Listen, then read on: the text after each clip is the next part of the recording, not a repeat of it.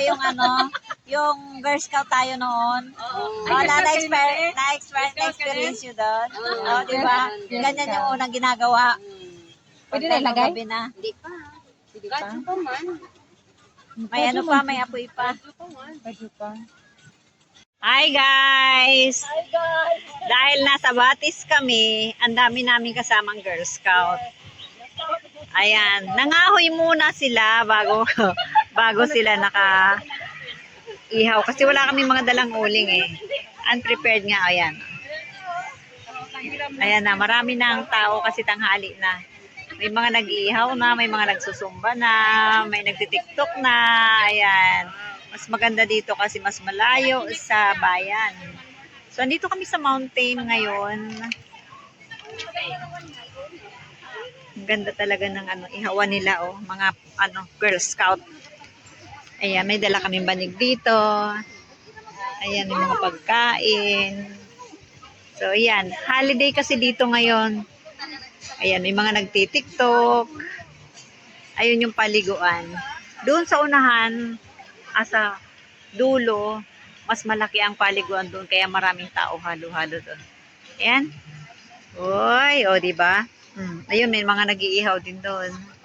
Ayan ang mga libang andito ng ating mga kababayan sa tuwing nagdi-day off. Diba?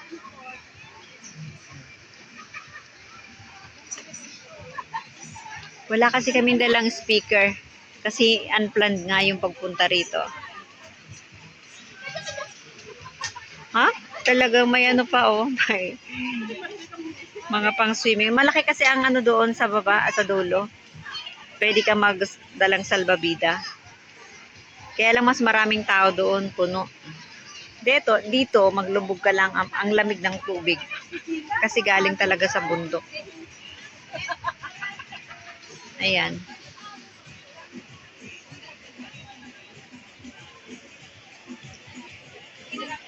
Ang ganda, no? Kung doon ka nga naman sa bayan, ang dami mong gagastusin kasi kakain, mamasyal, makakakita ka pa ng mga bibilihin. O dito wala, mag-enjoy ka lang dito sa bundok. O may mga rhino, may mga diwata. Ay, may mga dala sila talagang lutuan. O, diba? Ang cute ng kalan niya, oh. ang cute ng kalan niya. Mahanapan lang ng pista.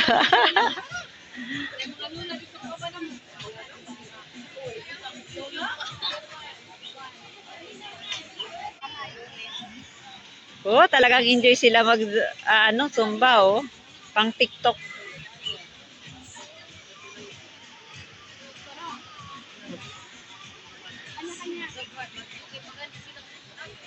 Thank you guys for watching.